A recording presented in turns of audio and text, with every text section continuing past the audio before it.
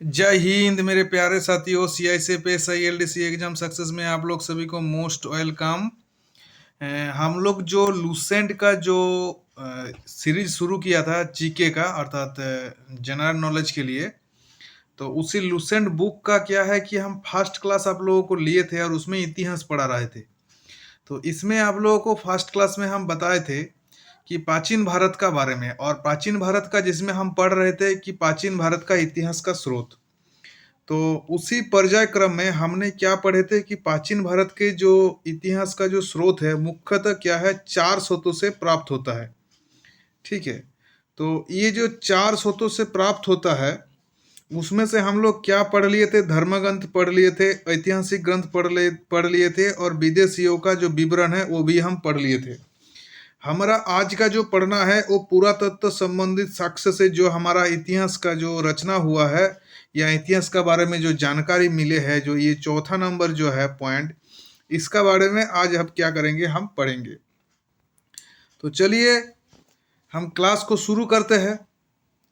और आपके पास लुसेंट का किताब है तो आप एक काम करिए, लुसेंट का किताब को निकाल लीजिए, साथ में पेन या पेंसिल से आप क्या करिए, उसको अंडरलाइन करते जाइए जो आपका एग्जाम के लिए इम्पोर्टेंट है। हम जिसको पढ़ाएंगे, जिस जिस चीज़ को पढ़ाएंगे उस चीज़ को आप अंडरलाइन करते जाइएगा। जहाँ पे ज़रूरत होगा हम बोल देंगे कि इस जगह को अंडरलाइन मोस्ट इम्पोर्टेंट है, अंडरलाइन करते जाइए। और जिसके पास किताब नहीं है वो एक पेपर में लिख लीजिएगा, बाद में आप लोगों को पीडीएफ आपका टेलीग्राम, जो इसी नाम पे जो हमारा टेलीग्राम चैनल है, जो CISA एग्जाम सक्सेस नाम पे जो टेलीग्राम चैनल है, अब मैं क्या करूंगा, आज डिस्क्रिप्शन में उसका लिंक दे दूंगा, उसमें आप ज्वाइन होके उसमें आप पीडीएफ आपको मिल जाएगा। तो चलिए क्लास को शुरू करते हैं। क्या है, पुरातत्व संबंधित साक्ष्य से मिली जानकारी। क्या क्या जानकारी मिले है? 1400 ईसा पूर्व के अभिलेख बोगाजकोई कहाँ पे है, एशिया माइनर से वैदिक देवता मित्र, वरुण, इंद्र और नासस्त, जिसको बोलता है अश्विनी कुमार, के नाम लिखे हैं। तो ये जो अभिलेख का बारे में थोड़ा बहुत इसको अंडरलाइन करके रखिए कि 14वीं शताब्दी का जो अभिलेख है बोगाजकोई, कहाँ से, एशिया माइनर का। ठीक है, इसको थोड़ा अंडरलाइन करके रखिएगा। उसमें किसका बारे में जानकारी मतलब मिले है, ये जो जानकारी मिले है वैदिक देवता का बारे में, उसमें से मिले हैं। क्योंकि आपका एग्जाम का लेवल जिस तरह से मतलब हाई हो गया है तो इसको अंडरलाइन करके रखना चाहिए। अभी देखिए उसके बाद क्या है, नेक्स्ट बोल रहा है कि मध्य भारत में भगवत धर्म विकसित होने का प्रमाण जवन राजदूत का नाम क्या है। अब देख सकते हैं, इसको अंडरलाइन करके रखिएगा। ठीक है, उसके बाद देखिए क्या है, सर्वप्रथम भारतवर्ष का जिक्र हाथी गुम्फा अभिलेख में मिला है। ये आपके लिए मोस्ट मोस्ट मोस्ट इम्पोर्टेंट है। ये आपने क्या करिए, इसको बढ़िया से अंडरलाइन करके रखिए कि सर्वप्रथम भारतवर्ष का जो जिक्र किया गया है वो कहाँ पे किया गया है, हाथी गुम्फा अभिलेख में किया गया है। अभी देखिए उसके बाद क्या बोल रहे हैं कि सर्वप्रथम दुर्भिक्ष का जानकारी देने वाला अभिलेख कौन सा है। दो दुर्भिक्ष का देने वाला ये जो आपका अभिलेख है, इसको भी आप इस अभिलेख को अंडरलाइन करके रखिए। इस अभिलेख में संकट काल में उपयोग हेतु क्या मतलब क्या किया गया था उसका बारे में, इसका जो उपलब्धि इसमें लिखा गया है। ठीक है, उसके बाद देखिए भारतवर्ष सर्वप्रथम भारत पर होने वाला हुन आक्रमण की जानकारी भी क्या है, भीतरी स्तंभ लिख से प्राप्त होता है। तो ये उतना इम्पोर्टेंट नहीं है, फिर भी ये सिंगल स्टार देके रखिएगा कि एक बार मतलब इसको नजर मिलाने के लिए कि आपको सपोज पूछ लिया कि हुन आक्रमण का जानकारी कहाँ से मिलता है, तो भीतरी अभिलेख से मिलता है। दूसरा देखिए, सती प्रथा का पहला लिखित साक्ष्य जो आपको अभिलेख से मिलता है वो किसका है, ये भानुगुप्त का है। ठीक है, तो ये अभिलेख का आप अंडरलाइन करके रखिएगा। दूसरा देखिए, सातवाहन राजाओं का पूरा इतिहास उनके अभिलेख के आधार पर ही लिखा गया है। तो इस घटना से आपको पता चल गया कि अभिलेख से आपको क्या है, कितना जानकारी आपका इतिहास के लिए कितना महत्वपूर्ण है। तो सबसे पहले ये अभिलेख है क्या चीज? अभिलेख एक क्या है, ये एक पत्थर में या स्तंभ में लिखा हुआ कहानी।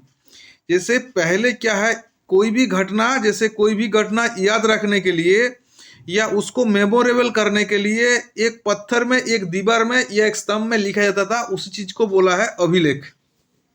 ठीक है, देखिए उसके बाद ये कश्मीर का जो नवपाषाण का पूरा स्थल है बुर्ज होम।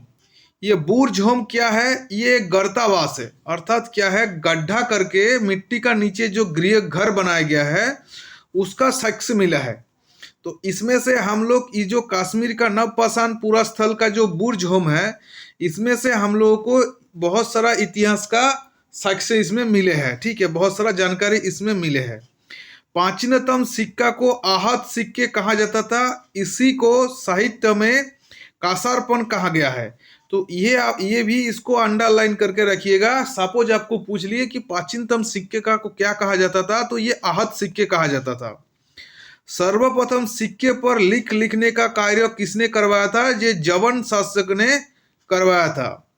समुद्रगुप्त की बिना बजाती हुई मुद्रा वाले सिक्के का उसके सुगीत प्राप्ति होने का प्रमाण मिलता है। देखिए ये क्या है, आजकल का जमाने में जैसे देखिएगा कोई भी फेसबुक हो या आपका जो व्हाट्सअप हो, उसमें जो डीपी होता है अर्थात डिस्प्ले प्रोफाइल होता है, उसमें आदमी क्या होता है, जैसे आदमी को जिस चीज़ का ज़्यादा शौकीन होता है उस इक्विपमेंट को लेते हुए, उस चीज़ को लेते हुए वो क्या करता है, वो फेसबुक या व्हाट्सएप में फोटो देते हैं। तो इसमें जो एक बिना बजाती हुई जो आपका सिक्का मिले है, तो उसमें से ये चीज़ सभी ने मतलब एक उपलब्धि कर रहा है कि समुद्रगुप्त क्या था, उन्होंने बीना को जो संगीत का बहुत बड़ा प्रेमी था। ठीक है, तो उसी चीज से इसको क्या है, उस चीज से जानकारी मिले है। उसके बाद देखिए अरुकमेडु से रोमन सिक्के प्राप्त हुआ है। तो ये जो रोमन सिक्के, अरुकमेडु से रोमन सिक्के प्राप्त हुआ है, इसमें से एक चीज पता लग रहा है कि उस समय जो रोमन सिक्के अरुकमेडु में आया है, इसका मतलब कि उस टाइम रोमन जो साम्राज्य था उसके साथ में बिजनेस का इसमें क्या लेन देन चलता था, तभी उस मुद्रा अरुकमेडु में आया था।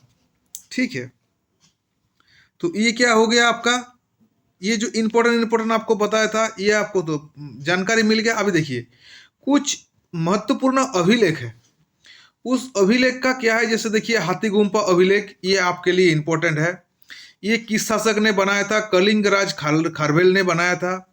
जूनागढ़ अभिलेख किसने बनाया था? रुद्रदमन ने बनाया था। नासिक अभिलेख किसने बनाया था? गौतमी बलश्री ने बनाया था। उसके बाद प्रयाग स्तंभ किसने बनाया था? समुद्रगुप्त ने बनाया था। उसके बाद आइहोल अभिलेख किसने बनाया था? पुलकेशिन द्वितीय ने बनाया था। उसके बाद देखिए इसमें बहुत सारा दिया हुआ है, तो आप याद रखने के लिए रख सकते हैं, मगर एसएससी का जितना भी प्रीवियस हिस्ट्री का मतलब प्रीवियस क्वेश्चन को उठा के देखोगे तो जो इम्पोर्टेंट है वो मैं आपको बता देता हूं, उस चीज को याद रखिएगा। सबसे पहले हाथीगुम्फा अभिलेख, ऐहोल अभिलेख, ग्वालियर अभिलेख, ये आपके लिए इंपॉर्टेंट है। तो इस तीनों का आप पक्का अंडरलाइन करके रखिएगा और आपने क्या है इसको याद रख लीजिएगा। हाथीगुम्फा अभिलेख आपको कौन शासक ने बनाया था? कलिंगराज खारवेल ने बनाया था। ऐहोल अभिलेख बनाया था पुलकेशिन द्वितीय ने बनाया था। ग्वालियर अभिलेख बनाया था प्रतिहार नरेश भोज ने बनाया था। ठीक है, अभी देखिए अभिलेखों का अध्ययन को क्या बोलता है? एपिग्राफी कहलाता है।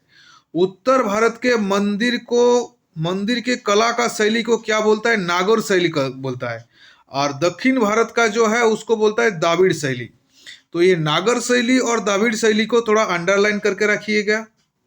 ठीक है, बाकी ये देखिए उसके बाद क्या है कि मंदिरों के निर्माण में नागर और द्राविड़ दोनों शैली का प्रभाव पड़ा।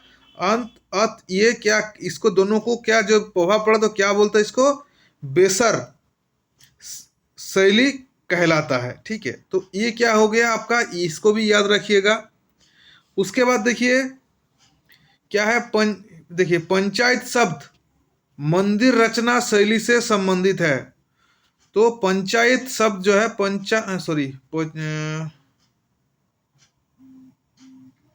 पंचायतन शब्द, एक थोड़ा पढ़ लीजिएगा, मेरा थोड़ा हिंदी का प्रॉब्लम है। मैं तो हिंदी में आप लोगों के लिए कोशिश कर रहा हूँ। ये शब्द कहाँ से मिला है आपको? जो मंदिर रचना शैली से आपको मिले हैं। उसके बाद देखिएगा ये यहाँ पे क्या हो जाता है, जो भी आपको शख्स मिले हैं, जो आपका पुरातत्व संबंधी शख्स है, यहाँ पे खत्म हो जाता है। ठीक है, अभी आता है आपका प्राग ऐतिहासिक काल। इसमें क्या है कि जिस काल में मनुष्य को घटना का कोई लिखित विवरण नहीं मिला है उसको क्या बोलता है? प्राग ऐतिहासिक काल बोले। और जिस काल में लिखित विवरण मिला है मगर पढ़ने के लिए मुमकिन नहीं हुआ उसको बोलता है आधो ऐतिहासिक काल। और जिस काल में सब कुछ मानव का विकास मतलब कालक्रम को जो एक बढ़िया से उसमें सब कुछ पढ़ने के लिए आसान हो गया तो उसको बोलता है इतिहास। ठीक है, तो ये तीन का बारे में थोड़ा बहुत इंफॉर्मेशन मिल गया आपको। अभी देखिए वही चीज यहाँ पे लिखा है, पहले प्राग ऐतिहासिक लिखा है, उसके बाद आधा ऐतिहासिक लिखा है, उसके बाद आपको इतिहास मिल जाएगा। देखिए तो आधा ऐतिहासिक काल उस काल को कहलाता है जिस काल में लिखन कला का प्रचलन के बाद उपलक्ष्य क्या है उसको पढ़ना मुमकिन नहीं हुआ। तो ये हो गया। अभी देखिए पूरा पाषाण, देखिए पूरा पाषाण युग या पूरा पाषाण काल के मानव का जीविका का क्या था? मुख्य आधार क्या था? शिकार करना था। ठीक है, आग का आविष्कार पूरा पाषाण काल में एवं पहिए का आविष्कार नव पाषाण काल में हुआ है। ये मोस्ट मोस्ट मोस्ट इंपॉर्टेंट है, ये कभी कभी आपको पूछ लेते हैं, ये चीज को आप पक्का याद रखिएगा। मनुष्य में स्थायी निवास का प्रवृत्ति नव पाषाण काल में हुआ तथा इसने सबसे पहले कुत्ता को पालतू जानवर बनाया। ठीक है, चलिए उसके बाद नेक्स्ट में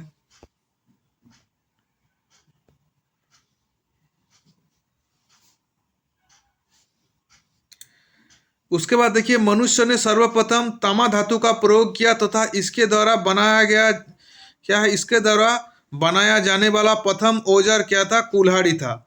ये कहाँ से प्राप्त हुआ है? अतिरक्कपुरम से प्राप्त हुआ है। ठीक है, किसी का आविष्कार नवपाषाण काल में हुआ। प्राग ऐतिहासिक अन्य उत्पादक स्थल मेहरगढ़ पश्चिम बालूचिस्तान में अवस्थित है। अर्थात जो प्राग ऐतिहासिक काल में जो अन्न का जो साक्ष्य मिला है वो कहाँ से मिला है? जो आपका मेहरगढ़ स्थल है पश्चिम बालूचिस्तान में अवस्थित है। और ये सिंधु घाटी सभ्यता का एक क्या है? एक स्थल है। तो मेहरगढ़ का याद रखिएगा। ठीक है, किसी के लिए अपना ये सबसे प्राचीन फसल गेहूं है। ठीक है, एवं जौ थी, लेकिन मानव द्वारा सर्वप्रथम प्रयुक्त अनाज क्या है? चावल था। किसी का प्रथम उदाहरण कहाँ से मिलता है? जैसे आपको थोड़ा देर पहले बताया था, मेहरगढ़ से। ठीक है, पल्लवपुरम नामक स्थान पर प्रथम भारतीय पुरापाषाण कलाकृति की खोज हुई थी। तो ये भी अंडरलाइन करके रखिएगा। रॉबर्ट बुशफूट पहले व्यक्ति थे जिन्होंने 1863 ईस्वी में भारत में पुरापाषाण काल औजारों का खोज किया था। तो रॉबर्ट बुशफूट जो है इनको याद रखिएगा। ये कौन था? ASI था। ठीक है, ASI मतलब जो आपका आर्कियोलॉजिकल जो सर्वे जो ऑफ इंडिया का जो हेड था, ये रॉबर्ट बुशफूट था। ठीक है, तत्कालीन। अभी देखिए भारत का सबसे प्राचीन नगर कौन सा था? मोहनजोदड़ो था। ये क्या है? सिंधी भाषा में इसको कहा जाता था मितोको का टीला। ठीक है, आसाम का क्या है? देखिए ये उतना जरूरत नहीं, मगर ये जो आपका जरूरत है, भारत में मनुष्य संबंधित सबसे पहले प्रमाण नर्मदा घाटी में मिलता है। तो आपके पास सपोज पूछ लिया जाए कि मनुष्य संबंधी प्रमाण कहाँ से मिलता है? नर्मदा घाटी से मिलता है। तो यहाँ पे क्या हो जाता है? जो आपका इतिहास का एक यहाँ पे आपका प्राग ऐतिहासिक काल संबंधित यहाँ पे जानकारी खत्म हो जाता है। देखिए इसमें शायद आपको बोर लग सकता है कि सर क्या इसको पढ़ा रहा है हमको। देखिए इसको मैं इसलिए पढ़ा रहा हूँ ताकि आपको इम्पोर्टेंट चीज को आप अंडरलाइन कर पाए।